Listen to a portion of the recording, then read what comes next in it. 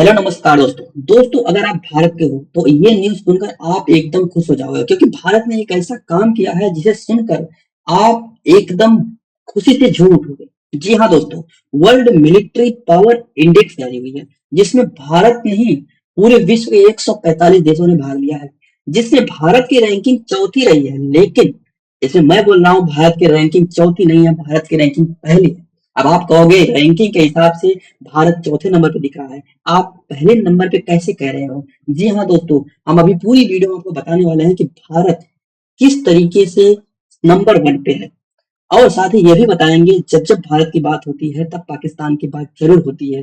पाकिस्तान की रैंकिंग क्या रही है, अब पाकिस्तान के रैंकिंग इतना ऊपर कैसे आई, ये सब के बारे में हम लोग डिटेल में जानने वाले हैं। तो दोस्तों ज्यादा समय न लेते हुए स्टार्ट करते हैं आज का ये महत्वपूर्ण सेशन। दोस्तों वर्ल्ड पावर इंडेक्स जारी हुआ है जिसमें 145 देशों ने भाग लिया था। अब इसके बारे में हम लोग डिटेल से जानते हैं। विश्व अभूतपूर्व स्तर की सुरक्षा और भू राजनीतिक संघर्ष का सामना कर रहा है। पिछले वर्ष लगभग 60 सशस्त्र संघर्ष दर्ज किए गए। अब ग्लोबल पावर इंडेक्स ये भी दर्ज किया है कि पिछले साल कितने संघर्ष हुए हैं, मतलब विश्व में कितनी लड़ाइयां हुई। जैसे इजराइल हमास की हुई थी, रूस की यूक्रेन की हुई थी, वैसे ही 60 ऐसे युद्ध हुए हैं, 60 ऐसे संघर्ष हुए हैं जिसे global power military power index ने ये दर्ज किया है, जो अब तक की दर्ज की गई सबसे अधिक है।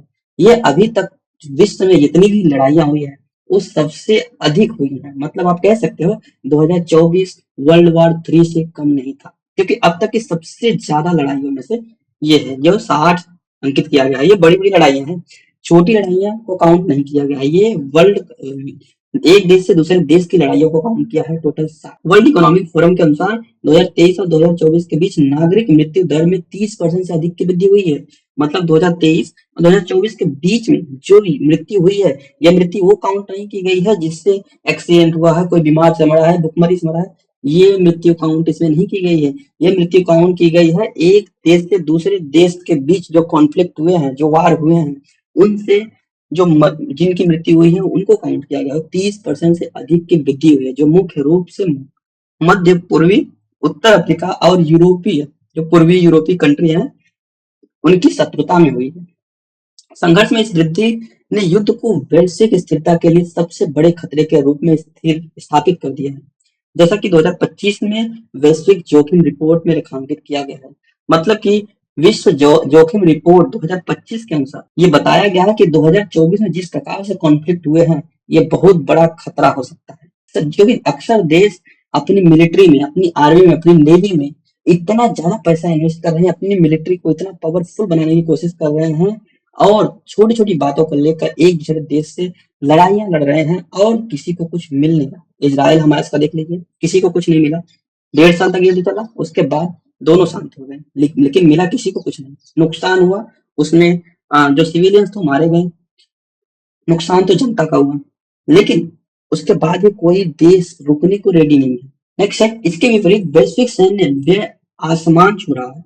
और Stockholm International Peace Research Institute की रिपोर्ट के अनुसार 2023 में यह 2.4 ट्रिलियन डॉलर तक पहुंच चुका है। मतलब कि इतना ज्यादा सैन्य पर लोग खर्च कर रहे हैं। Stockholm International Peace Research Institute ने बताया कि 2023 में यह 2.4 ट्रिलियन तक पहुंच गया है। इतना ज्यादा व्यय किया जा रहा है सैन्य पर। विश्व मंच पर खुद को शक्तिशाली खिलाड़ी के रूप में स्थापित करने के लिए देश अपनी सैन्य क्षमताओं को मजबूत करने के लिए कड़ी प्रतिस्पर्धा कर रहे हैं तथा रक्षा और सैन्य प्रयासों के लिए विशाल बजट आवंटित कर रहे हैं। मतलब एक दूसरे देश आपस में ये सोच रहे हैं कि हम ताकतवर हैं, सोच रहे हैं हम ताकतवर हैं। इसको लेकर लोग अपने देश का जो एक हिस्सा होता है बजट का, वो सैन्य पर खर्च कर रहे हैं। यह प्रवृत्ति उनकी आर्थिक और रणनीतिक महत्वाकांक्षाओं को दर्शाती है, जो उन्हें वैश्विक राजनीति तथा रक्षा मामलों और अंतर्राष्ट्रीय संबंधों में महत्वपूर्ण प्रभाव डालने में सक्षम बनाती है तथा समग्र तस्वीर एक गंभीर वैश्विक परिदृश्य प्रस्तुत करती है, जहां अन्य शक्ति की खोज शांति और अस्थिरता स्थिरता को अनिवार्यता पर हावी हो सकती है। नेक्स्ट बात करते हैं, ग्लोबल फायर पावर इंडेक्स 2025 सैन्य दृष्टि से दुनिया की शीर्ष 10 सबसे शक्तिशाली की बात हम लोग करने वाले हैं। Global fire military state ranking में हाल ही में दुनिया की सबसे शक्तिशाली सेनाओं की एक सूची जारी हुई है, जिसमें 60 से अधिक व्यक्तिगत कारकों पर 145 देशों की सैन्य शक्तियों का मूल्यांकन किया गया है। मतलब इसमें 60 कारक ऐसे हैं जिनको एक मूल माना गया है और उसके हिसाब से 145 देशों का मूल्यांकन किया गया है, जो पावर इंडेक्स स्कोर में योगदान करते हैं। इसमें कोई आश्चर्य की बात नहीं है कि संयुक्त राज्य अमेरिका ने सैन्य शक्ति के मामले में बेजोड़ नेता के रूप में अपनी स्थिति की पुष्टि की है। यह स्थिति उसने 2005 से कायम की है। मतलब 2005 के बाद से जितनी बार ये रिपोर्ट आती है, इसमें अमेरिका नंबर 1 पे ही रहता है, जिसका मुख्य कारण इसकी व्यापक जनशक्ति है, इसकी जो बड़ी जनता की शक्ति है, महत्वपूर्ण वित्तीय संसाधन है, पर्याप्त भौतिक भंडार और आसानजनक औद्योगिक औद्योगिक उत्पादन है। इसका मूल कारण है जिसकी वजह से अमेरिका हमेशा से रैंकिंग नंबर 1 पे रहता है, क्योंकि अमेरिका के पास पैसे की कमी है नहीं, भौतिक संसाधन की कमी है नहीं, तो वो उसमें बहुत ज्यादा इन्वेस्ट करता है अपनी नेवी में, अपनी सैन्य शक्ति में। संयुक्त राज्य अमेरिका के बाद रूस ने 0.0788 के पावर इंडेक्स स्कोर के साथ रैंकिंग में दूसरा स्थान हासिल किया है।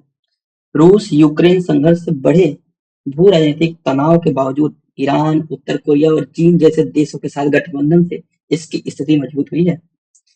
चीन तीसरे स्थान पर है। अब रूस की बात कर लेते हैं। रूस दूसरे स्थान पर ही है। आप सोचो कि रूस का अभी यूक्रेन से लड़ाई चल रहा था, लगभग 2.5 साल के ऊपर चला, उसके बाद भी रूस सैन्य शक्ति में अभी भी दूसरे नंबर पर है। इसका मतलब आप समझ सकते हो कि रूस ने अपने सैन्य सेवा पर कितना ज्यादा पैसे खर्च किए हैं। चीन की बात करते हैं, तीसरे स्थान पे है। ये पहले भी तीसरे स्थान था, जिसका स्कोर 0.0788 है। रूस के साथ अपने गठबंधन से उसे लाभ मिल रहा है।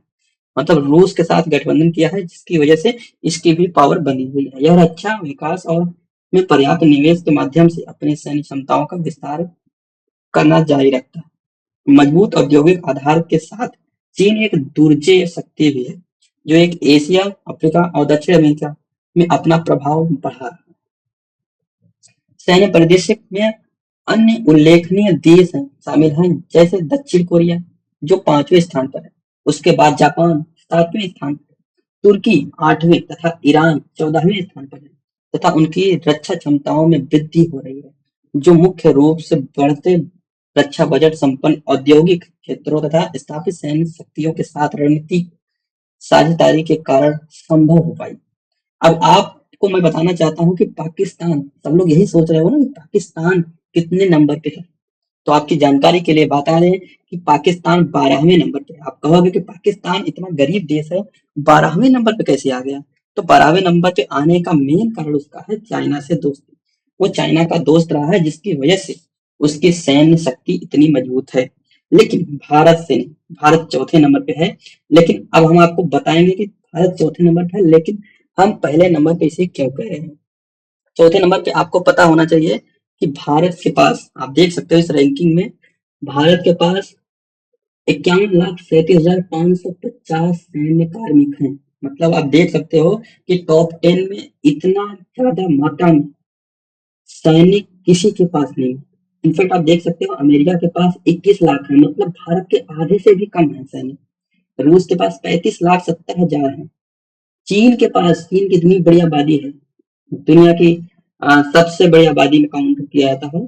चीन के पास 31,70,000 सैनिक हैं और भारत के पास 51,37,550 सैनिक हैं, जो कि अभी तक पूरे विश्व में किसी के पास नहीं है। भारत चौथे नंबर पे है, लेकिन अगर सैनिक की बात की जाएगी तो भारत नंबर 1 पे है। अब भारत के जो आर्मी है वो विश्व की सबसे तगड़ी आर्मी माना जाता है, क्योंकि भारत के अंदर जो गट्स है वो किसी देश के अंदर ये गट्स नहीं है। तो दोस्तों ये तो रही वर्ल्ड मिलिट्री पावर इंडेक्स, जो हमने आपको अच्छे से बता दिया। आपको ये वीडियो कैसी लगी? ये वीडियो अच्छी लगी हो तो वीडियो को लाइक शेयर सब्सक्राइब करना ना भूलें। मिलते हैं नेक्स्ट वीडियो में, तब तक के लिए जय हिंद।